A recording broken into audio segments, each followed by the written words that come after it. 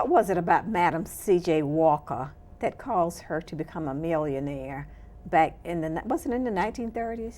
Well, it was even earlier than that because I believe she died in 1928, or when she built her house, I believe it was in 1928. But she was a go-getter. She was a very spunky, very determined, very enthusiastic woman and built a tremendous business back in the early 1900s. And of course, so many of the African Americans today are emulating and patterning their businesses after Madam C.J. Walker. Now in the 1900s, we were just coming out of slavery. So how did $1 million back then that was money? It was an awful lot of money. In fact, she built one of the beautiful mansions up on the Hudson River. You remember the Hudson River has been talked a lot about. In New York. Yes, in New York, where the plane came down and the pilot was so courageous and saved 150 people. Well, that was very near where she built her house on the river, on the Hudson River. And of course, during that time, nobody of our color could live in that area, even think about building a house in that area. But because she was so energetic and persuasive and dynamic as a businesswoman, she commanded things that so many of us don't even command today. And no one came immediately after her to capture what she had done or to even duplicate what she had done. Not right away, but our mentor for Dudley Products is S.B. Fuller. And he started his business, a cosmetic business, back in 1935. And of course, he was a millionaire and built a tremendous business and had salespeople all over the country selling products, whether it's to black people or white people, brown people, it didn't matter. And also had a department store in Chicago, Illinois. So he came along at a time that we weren't doing an awful lot, and then there are other companies that came along about the same time, but they just were not as large as Fuller Products, cosmetics. One of the things that we often think about when we think about beauty, and we've titled this program Beauty, because beauty is everywhere. And when we look at people and we look at how they carry themselves, the way they speak, the way they treat others, we see beauty in them, don't we? We do. And I think that we have to go back to some of our old values when it comes down to appreciating people. One of the things I like about some cultures, they look up to, respect their elders, and they look to them to get information. They look to them to gain their wisdom or to know things that they can teach them. And I like to do that with our people. I like to get information from older individuals and find out something about their life, their trials, their tribulations, because we don't need to reinvent the wheel. Things that they've been through, successes, failures, we can learn from them without having to go through those. You know, one of the things that happened many years ago, an experiment was done, and they took a African American doll and a white doll and had children to look at them and say, which one is most beautiful? And 90% of the children chose the white doll, even though the dolls looked alike. The only thing that was different was the skin color. Have we gotten away from some of that? I think some, but I still believe that we have not learned to appreciate our skin color, its hue, its thickness. But because we teach a skincare program that's called aesthetics at our beauty schools, I've learned a lot about skin and realized that we have a permanent tan. And that tan helps us to keep from having skin cancers. It protects us, and then we know not to get out in the sun and stay too long. So that helps us. But most people don't know that our thickness of our skin and the beautiful brown and dark colored skin is really what's in. You know, how do we get away from pressing our hair, and then we came right back to start doing it again, to using products? Now, back in the day, Madam C.J. Walker, that's one of the things that she brought forth, didn't she? She did. It was using a press and comb, and of course, years ago they used to do crimping and waves and a lot of things, and a lot of those things are still popular today. However, other products have come on the market. We've had other styles that come and take our attention. There was the Afro that came out in the early 60s. That was very, very popular in the 60s and 70s. And then there was the Jerry curl. So a lot of folk went from pressing to Afro, then they went to the Jerry curl, and then they got tired of that and said, okay, let's press again, or let's get a relaxer or a perm. And so that's what we've been through all through the years, up and down the scale in terms of history repeating itself. Now, and it goes right back to our roots, right back to back to the beginning, doesn't it? You know, as we think about our roots going back to the history of Africa, they didn't press their hair in Africans back in the early years, did they? I'm not aware of that. Doesn't mean it was not done. But I've been to a museum some years ago in a foreign country that showed some of the things that the Egyptians did. And believe it or not, they had some of the same tools and combs and apparatuses thousands and thousands of years ago that the Egyptians had and used that we're coming up with and using now. So like I said, history repeats itself. It's just if you don't study, you won't know it. If you don't travel, you won't know it. If you don't educate yourself and dig and study, you won't know that these things happen and that they repeat themselves. Artists, we'll continue to talk with Eunice Dudley as we talk about beauty, as we talk about beauties within all of us. Everyone is beautiful. But we're going to take a short break now. And we're going to visit some sights and sounds, and then we're going to come right back.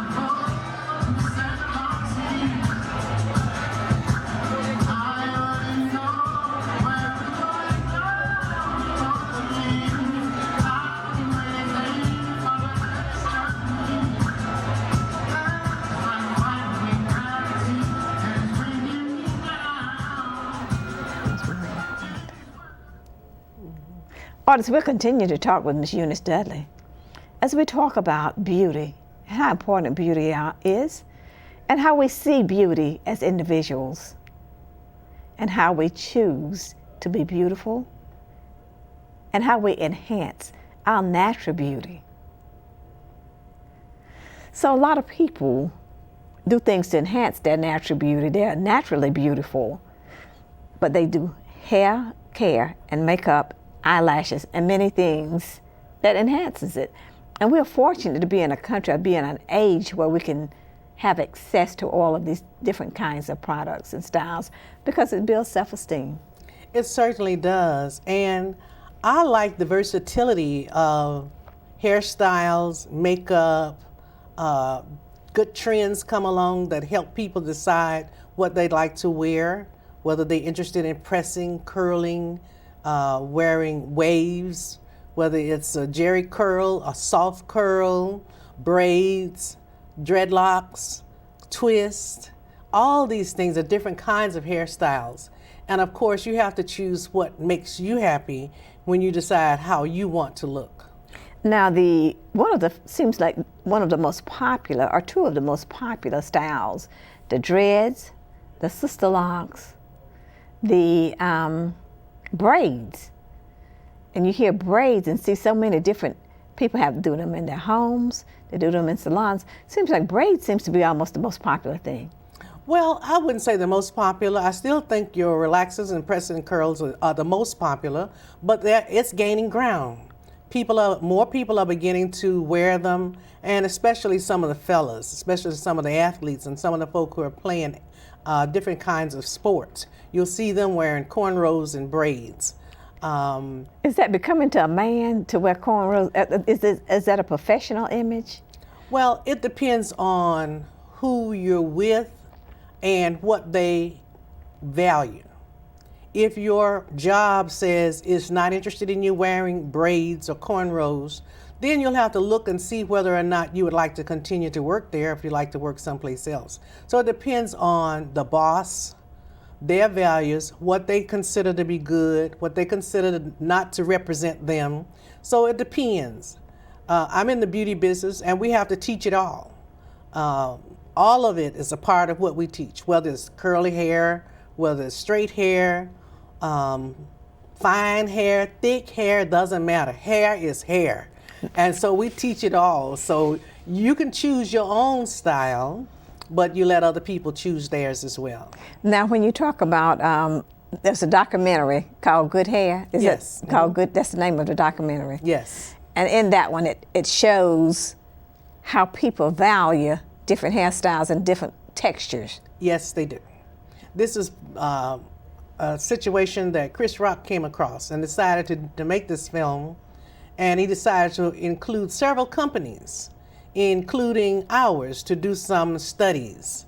And he wanted to show different aspects of the industry. And he had the opportunity to do that.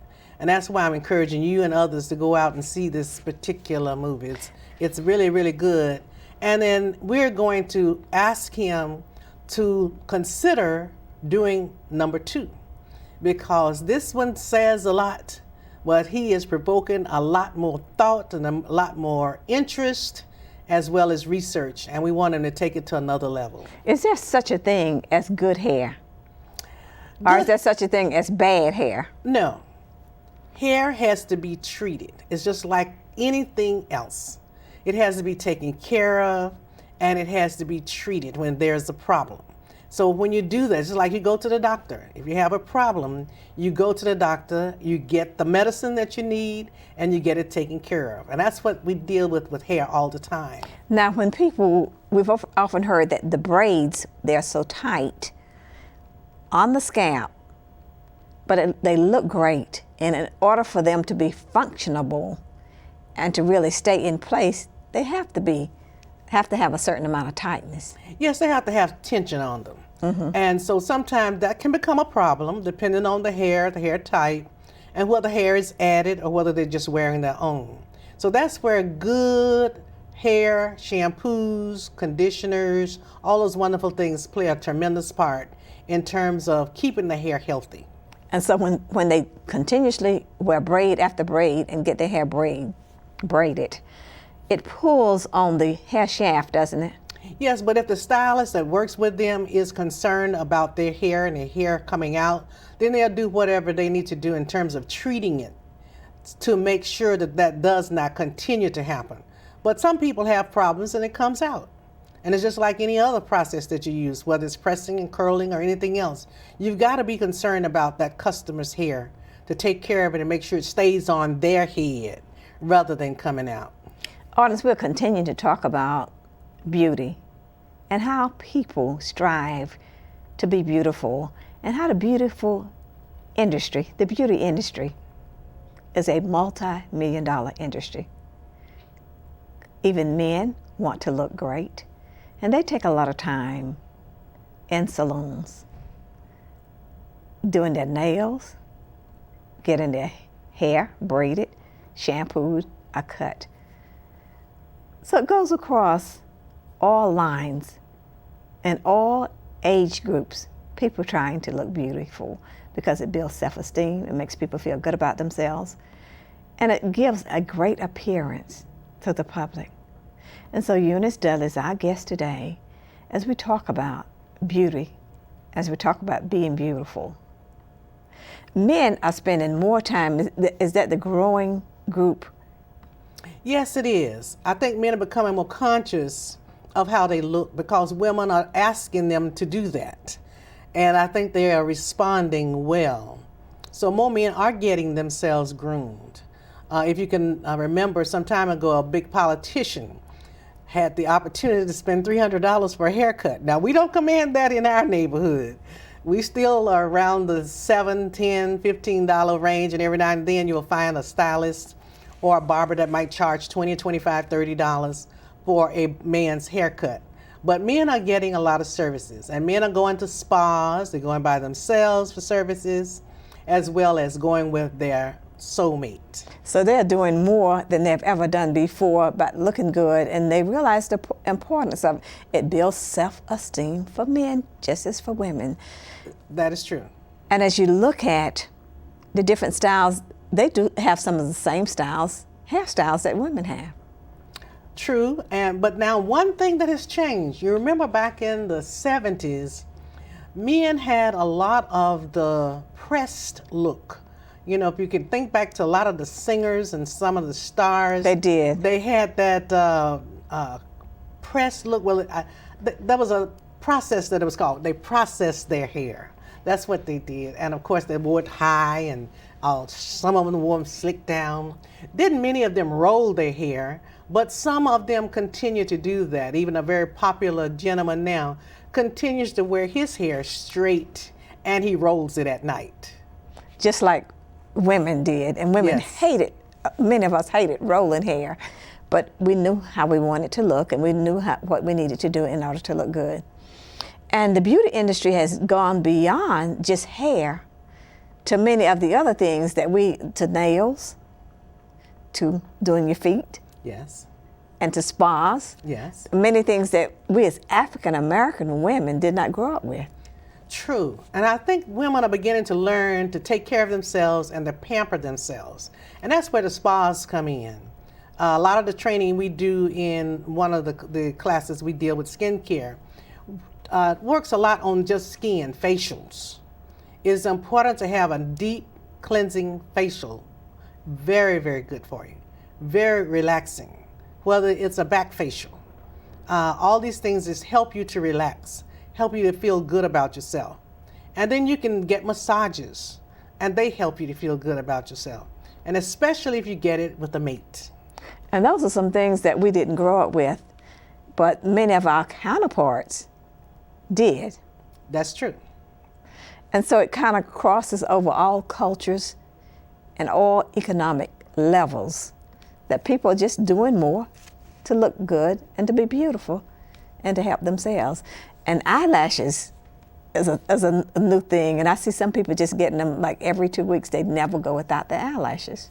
Well, it gives them the opportunity to bat their eyes, and then they're able to flirt a little bit, and that gives them joy. So it's whatever gives you the sense of importance and the sense of enjoying your beauty. So that's why they do that. And is that something that they have to be licensed to perform? And that has changed over the years from individual strands rather than, there are options now. The options are out there, and it's always good to deal with the person who's licensed to do things, because it means that they know about safety and sanitation, which is extremely important when you're working on the public. And that's why you want to go to a salon or to a school where they're going to be very, very careful as to how they take care of you, or to a spa, or a barbershop. So you want to make sure you go to places where they have licensed people.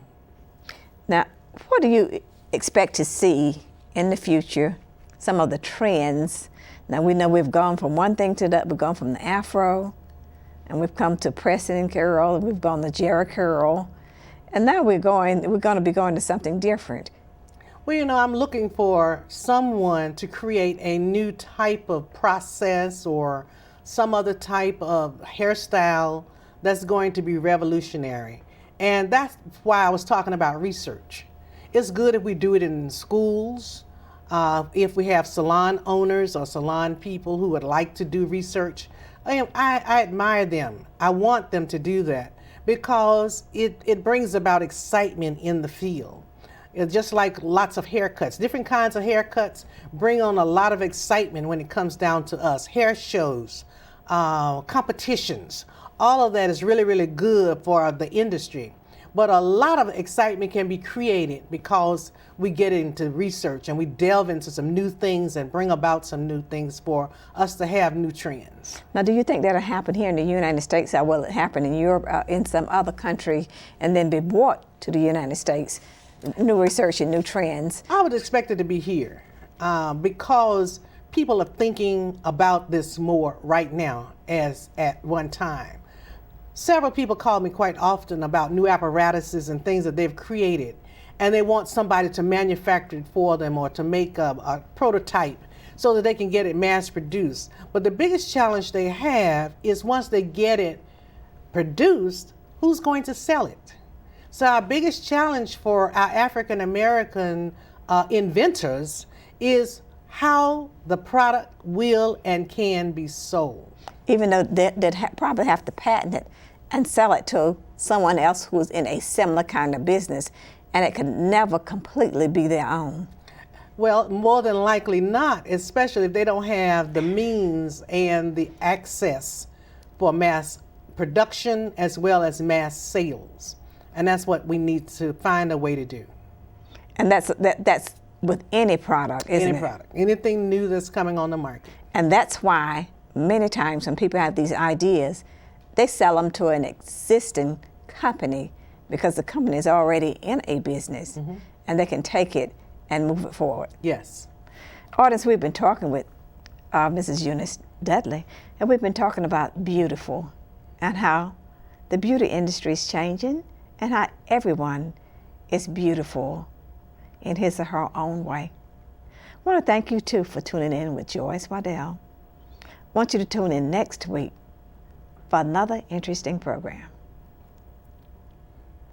as we'll be talking about education and beauty, how we must educate ourselves, because many things that we believe, we have a lot of myths, we have a lot of misconceptions about things that contribute to beauty.